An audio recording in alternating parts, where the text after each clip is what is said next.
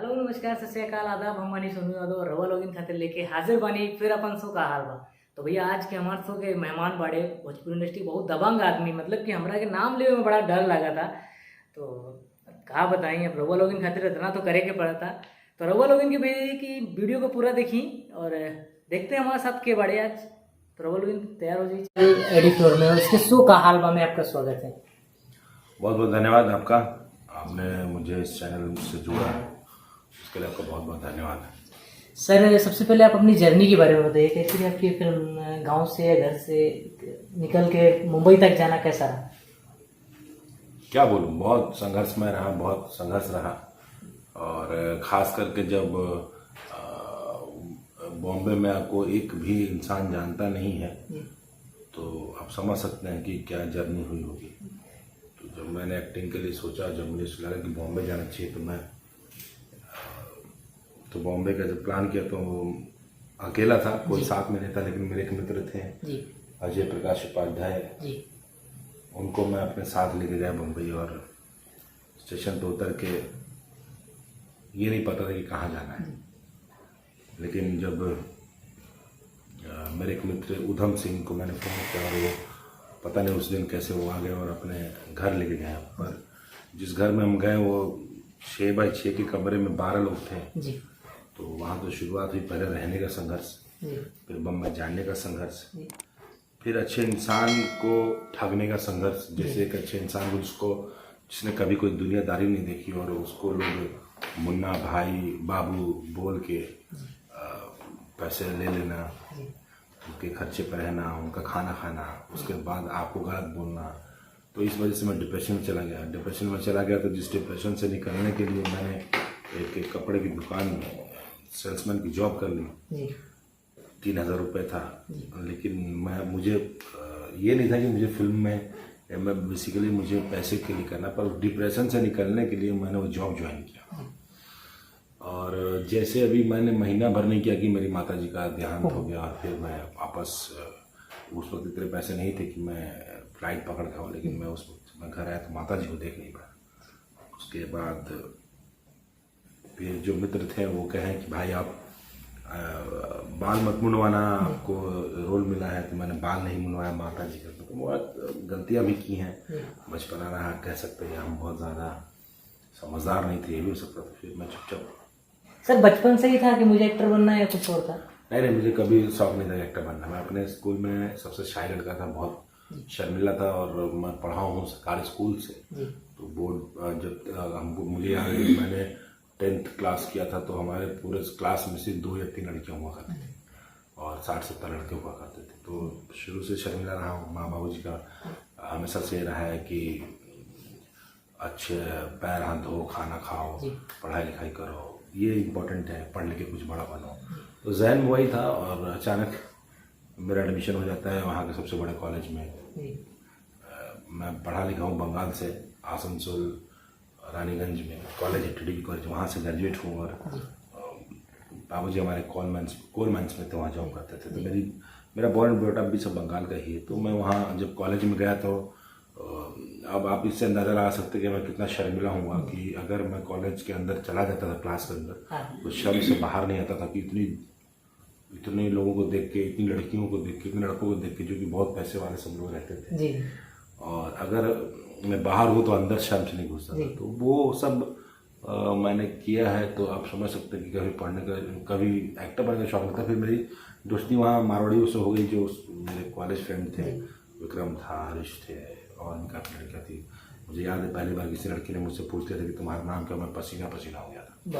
तो कभी सोचा नहीं, लेकिन हाँ ये सोचा कि कुछ अच्छे दोस्त हैं जिनको छोड़ना नहीं है। फिर उनके साथ ही उठना बैठना रहना, दुनियादारी देखना, अच्छा खाना, ये मतलब सारी चीज़ें जो है गांव का बाद एक आदमी शहरों में देखता, तो मैंने सब चीज़ उनके साथ ही सीखी। और जब मैं ग्रेजुएशन में था तो मैंने CA ज्वाइन कर लिया था अपने दोस्तों के साथ। और ये हमारे यहाँ एक ऑर्केस्ट्रा होता है, उस ऑर्केस्ट्रा में मैं ऑर्केस्ट्रा देखने उस दिन गया और बड़ी भीड़ थी। मैं पीछे खड़ा था तो सामने कुर्सी पे काफ़ी लोग बैठे थे, कुछ लोग मंच पे बैठे थे। तो मुझे लगा यार मैं यहाँ खड़ा रहूँगा, कुर्सी पे जगह नहीं मिलेगी बैठने को। तो यार हमसे अच्छे तो ये हैं जो कुर्सी में बैठे, या सबसे अच्छे वो हैं जिसको देखने हम आए। तो कुछ ऐसा हो कि लोग मुझे देखें, मैं यहाँ खड़े होकर क्यों देखूँगा इनको। और उसमें आप जानते हैं कि जब आप कहीं ऐसा होता है तो एक दो लोग जो जानने वाले हो, तो अगर इस मंच पे हो या कहीं बैठे हो तो उस दिन वो भी अंबानी बन जाते हैं, उस दिन पहचानते नहीं हैं। तो ये बात मुझे बड़ी खटक गई और मैं उस दिन डिसाइड कर लिया कि लोग मुझे देखेंगे, मैं ये नहीं देखूँगा। और ये डिसाइड करके मैं घर आ गया और किसी को बोला नहीं कि मैंने इसे सोचा, लेकिन धीरे धीरे मेरा मन पढ़ाई से उड़ने लगा और इस तरफ रुझान होने लगा टीवी की तरफ।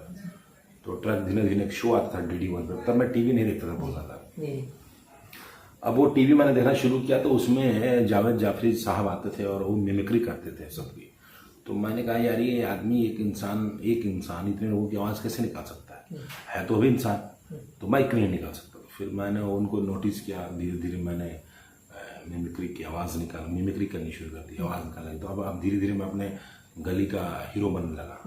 सामने से लोग मेरा मतलब एक होता नहीं कि यार वो आना मारा पड़ा, शाहरुख खान कैसे हो, तो मैं, और अमिताभ बच्चन कैसे हो, अरे कैसे हो अमरीश पुरी साहब। तो धीरे धीरे मैं वहाँ पर अपने गली में एक नाम अलग से बना नहीं, टाइम पास हो गया, एंटरटेनर हो गया इसको बुला के, भाई तुम इधर होते हो, तेरा बोलो यार, देखो राजकुमार आ रहा है, बस इतने बोलना कि राजकुमार मैं वहीं से शुरू हो जा रहा जानी हम वो हैं। अब मतलब वो खाली छेड़ना था और मैं बोलना था। तो देखो धर्मेंद्र आ रहा है, जय मेरे भाई।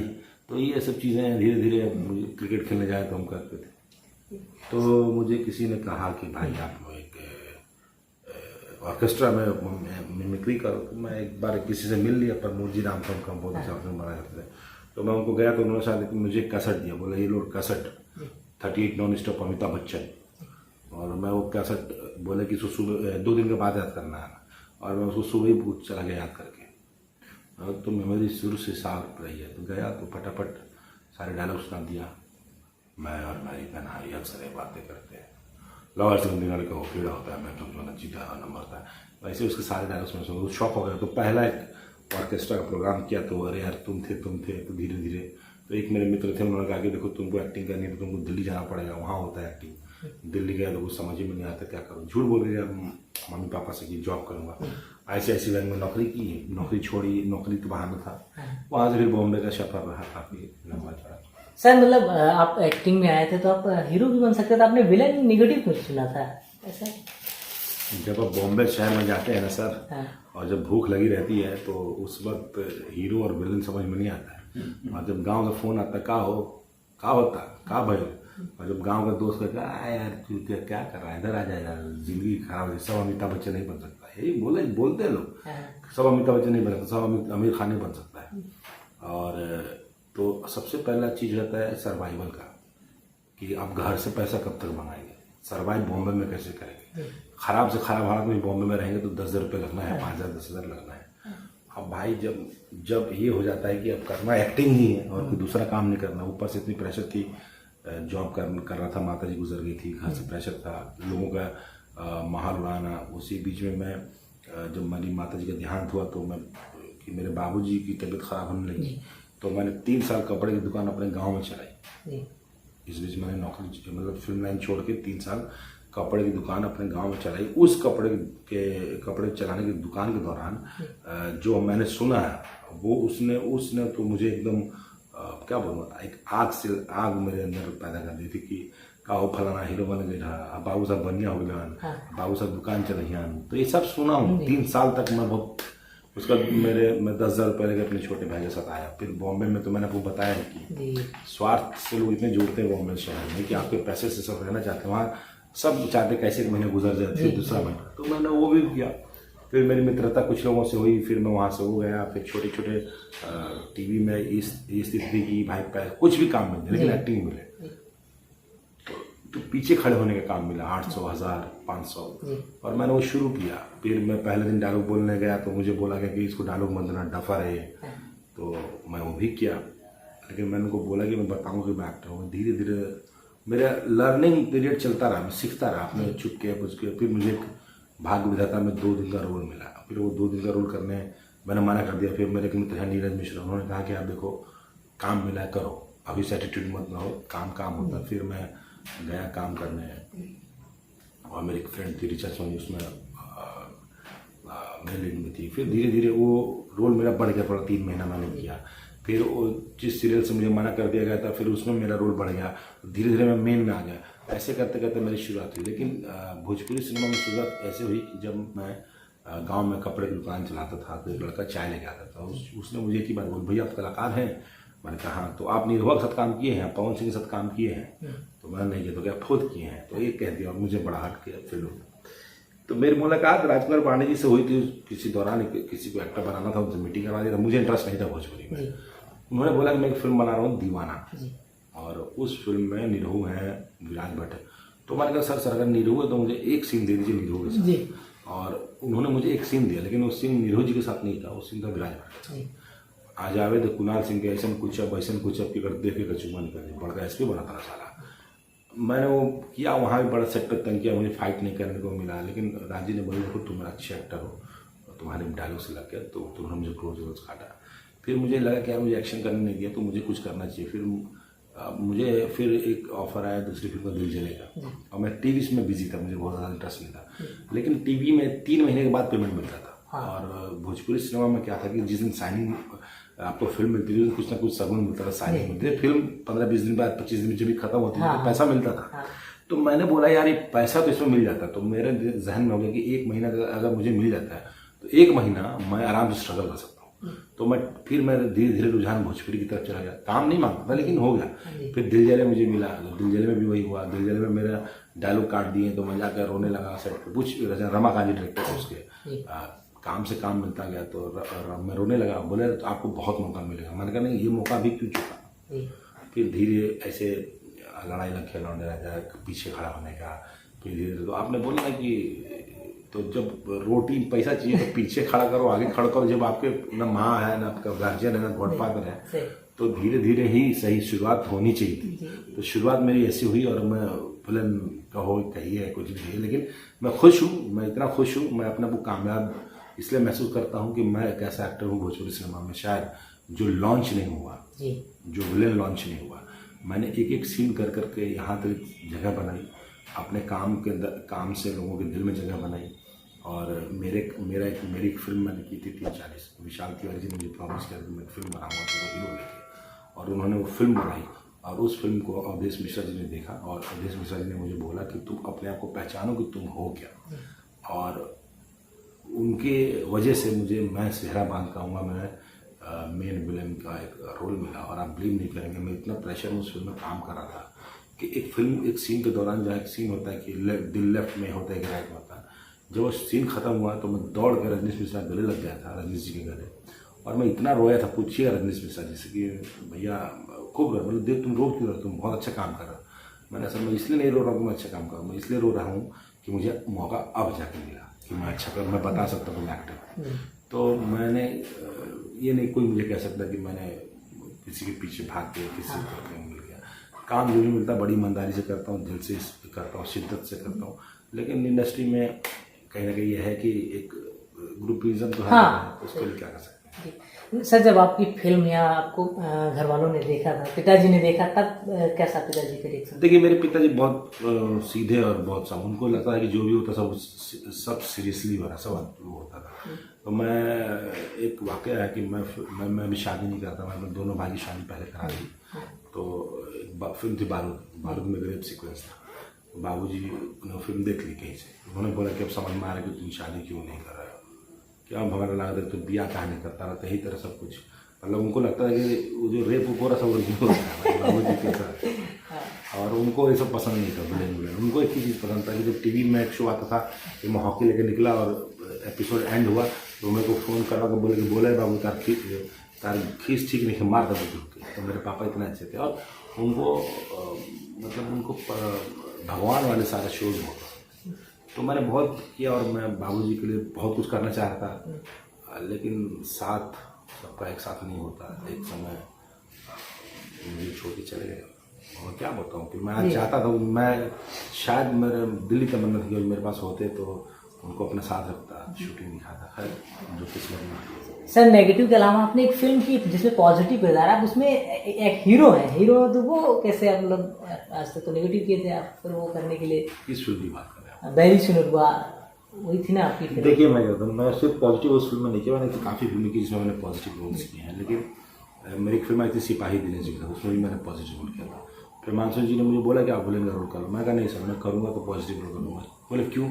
क्योंकि मुझे पता था कि फिल्म अगर चलेगी ना तो इसमें ये पॉजिटिव रोल को लोग अप्रिशिएट इसलिए करेंगे क्योंकि वो हीरो का साथ देता है, और उसमें विलन्स थे, और मैंने वो फिल्म की और उसके ऊपर अप्रिशिएशन मिला। और उसके बाद प्रतिबंध मैंने कल्लू जी के साथ ही, कल्लू जी के बड़े भाई का रोल किया, पॉजिटिव रोल है उसके अंदर। उसके अलावा मैंने काफ़ी फिल्म के भी जो फिल्म कर रहा हूँ प्यार के देता उसमें भी ग्रे शेड है, मतलब पता चलता है कि मैं भले हूँ, लेकिन बाद में पता चलता है कि मैं सीधा हूँ। और कई ऐसी फिल्में हैं। बैरी सिनुरवा की बात करूँ तो बैरी सिनुरवा फिल्म मुझे मिली थी, और बिफोर यू को संदीप जी ने सेहरा बांध का हुआ फिल्म देखी थी, उनको शायद मेरा कुछ पसंद आ गया था, रिएक्शन या कुछ एक्सप्रेशन, तो उन्होंने नीलाभ जी को बोला था कि इस रोल के लिए देव से बढ़िया कोई एक्टर नहीं है, देव को बुलाओ। मैं वो रोल करने गया और एक मंदबुद्धि का रोल था। तो मैं एक एक्टर हूँ, मैं एक अभिनेता हूँ, और मैं चाहता हूँ कि हम वो कच्ची मिट्टी हैं जो कुम्हार के हाथ में पड़े तो किसी कोई भी आकार दे। तो डायरेक्टर हो ऐसा और कहानी हो, तो मुझे लगता है कि मुझे पॉजिटिव नेगेटिव से नहीं फर्क पड़ता। मुझे लगता है कि किरदार क्या है। अभी मैंने फिल्म की जुगनू, देश मिशन डायरेक्टर है, बहुत कमाल की कहानी है, बहुत बढ़िया किरदार है, और वो फिल्म देखिएगा, बहुत उसमें एक किरदार है जो रियल किरदार है। तो ऐसी कई फिल्में हैं जिसमें मैंने पॉजिटिव रोल किया है, और अभी बहुत ऑफर भी आ रहे पॉजिटिव रोल के। तो मुझे लगता है कि मैं बहुत कम समय में मेरे पास बहुत ऑफर आते हैं पॉजिटिव के भी नेगेटिव के लिए। अभी ज़िंदगी बने हो तो मैंने किया, उसमें भी मैंने नेगेटिव पॉजिटिव रोल ही किया है। तो ये है, कुल मिला के कहूँगा कि फिल्में जो आ रही हैं या बन रही हैं, जो कर रहा हूँ, तो ठीक है, जो मिलता करता हूँ।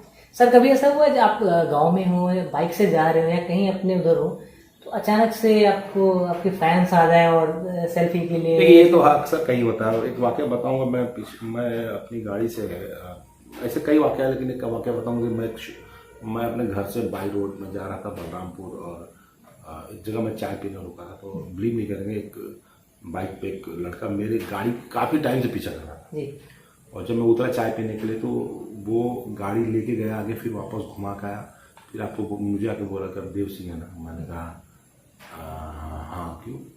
बोला मैं पिछले 10 किलोमीटर से आप पीछे कर रहा हूँ फ़ोटो खिंचवाने का, और मैं आपका बहुत बड़ा फ़ैन हूँ। और उनके साथ उसकी माता जी थी, और कमाल की बात मुस्लिम्स थे, और उन लोगों को मेरा बोलते हैं कि आपका अभिनय हम लोगों को बहुत पसंद है, हम लोगों को आप बहुत नेचुरल एक्टिंग करते हैं हमारे घर। तो वो फ़ोटो खिंचाओ गाँव पे, तो मतलब सुबह से लेकर शाम तक भीड़ लगी रहती है। वो उनका प्रेम है। देखिए, कोई भी किसी भी शहर का या किसी भी गाँव का, किसी भी ज़िला का कोई आदमी कुछ करता है तो उनको प्राउड फील होता है, और वो लोग आते मिलने। तो मैं खुल के दिल में मिलता हूँ। मैं इसी चीज़, मैंने आपको क्या बताया, जो ऑर्केस्ट्रा वाली कहानी बताई कि लोग मुझे दिखने आएंगे, वही हुआ। तो मैं इस चीज़ से चिढ़ता नहीं, मुझे खुशी होती है। और मैं पिछली बार शूटिंग कर रहा था कुछ गोरखपुर में, तो एक लड़का था, वो 150 किलोमीटर, 150 कह रहा हूँ कि हाँ 150 किलोमीटर से मिलने आया था सिर्फ। और लेकिन मैंने उसको बुलाया, फ़ोटो खिंचाया, सबसे मिलवाया, खाना खिलाया, और अब उसी गाड़ी से वो कोशिश लगा था छुड़वाया कि तुम जाओ कैसे, रात हो गया। तो वो एक लड़का था, अब एक चंदन करके लड़का था जो हीरो बन गया, तो उसकी फिल्म आई थी चंदन की, दामाद। मैं सिपाही की शूटिंग कर रहा था आजमगढ़ में, और वो मोतिहारी से मुझसे मिलने आया था, और मुझे लगा नहीं आएगा मिलने, तो मैंने उसको बता दिया कि यहाँ शूटिंग कर रहा हूँ। सुबह आगे स्टेशन आके फ़ोन किया, भैया हम तो यहाँ हैं, फिर उसको बुलाया मिलने। तो कुछ लोग ऐसे हैं जो कहते हैं कि मुझे आपकी तरह बनना है, तो मैं उनको सबको यही बोलूँगा कि मेरी तरह मत बनिए, आप खुद की तरह बनिए, आपको लोग फॉलो करें, आप वो करें। तो देखिए, बनना किसी का नहीं। मैं भी चाहता हूँ कि मैं आशुतोष राणा की तरह मैंने एक्टिंग शुरू की थी देख कर, लेकिन मैं बनना देव सिंह की तरह ही चाहता था, और देव सिंह की तरह ही बन रहा हूँ। और सबका धन्यवाद देना चाहूँगा कि लोग मुझे, मेरे काम को पसंद करते हैं, और मैं हमेशा कोशिश करता हूँ कि मैं अच्छा करूँ, बेहतर करूँ, और अपना 100% अपने काम करूँ। सर हमारे दर्शकों से क्या कहना चाहेंगे जो हमारे का हालवा शो देखते हैं? बस जे का हालवा शो जो देखते हैं, जो देख रहे हैं, उनको मैं इतना कहूँगा कि अगर आप एक्टर बनना चाहते हैं या अभिनेता बनना चाहते हैं तो फेसबुक से मैसेज ना करें, जाके मिलें और अपने ऊपर काम करें, और पहले ही बार से बड़ा रोल के लिए पीछे मत भागिए। छोटा रोल करने से फ़ायदा ये है कि मौका मिलेगा बार बार, लेकिन बड़े रोल में अगर आपने ख़राब काम किया तो फिर बड़ा रोल नहीं मिलेगा। तो छोटा रोल अगर मिलता है तो बड़ी ईमानदारी से, शिद्दत से उसको निभाइए, और अपने बड़ों की बात सुनिए, सीनियर्स की बात सुनिए। काम सबको मिलता है, मौका सबको मिलता है, बस उस मौके से चूकना नहीं चाहिए। बस यही कहूँगा। आप लोगों को बहुत बहुत धन्यवाद, आभार।